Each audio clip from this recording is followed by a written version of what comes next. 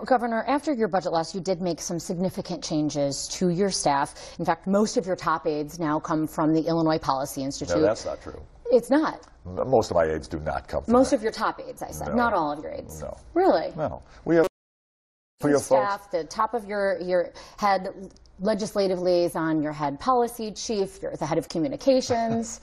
Okay, so that's three. How many leaders do I have? I've got dozens, and my chief operating officer comes from Georgia. My head legal counsel, Indiana. Head of corrections from Iowa. We've got people from all over the nation who are best at running state government, as well as business leaders and government leaders from Illinois from all backgrounds. And we have Democrats as well as Republicans leading our administration. We just want the best people in America to create a better future for the people of Illinois, especially our kids. Could you speak to, however, why you made those changes at the very, very top level? Chief of Staff, for example. The Illinois Policy Institute has been described as libertarian, conservative, right-wing. How does that more closely fit with your line of thinking for running government? I have my views and my beliefs very strongly. Those other organizations don't really matter. They're entitled to their views. That's terrific.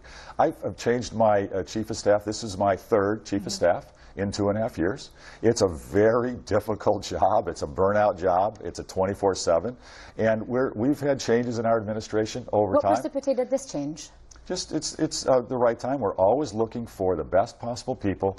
The battle to change Illinois and get us a better future is very stressful. It's very difficult. Sometimes you need to bring in fresh leadership, new ideas, a dynamism, and a high energy. I got a high energy level. I work 24/7 because I love Illinois, and I've lost probably close to 20 pounds just because it's challenging. Does the Illinois Policy Institute, however, and its ideas more closely reflect where you want the state government to go?